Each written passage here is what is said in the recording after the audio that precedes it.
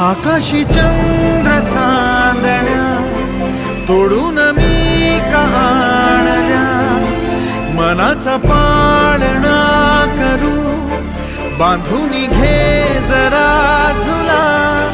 डोळ्यात तूच साजणी सुखाचा स्पर्श तू नवा, तुझ्या विना उरेना अर्थ जीवना,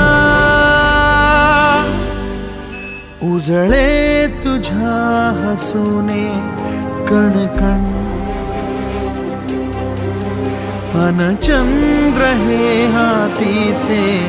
काकण.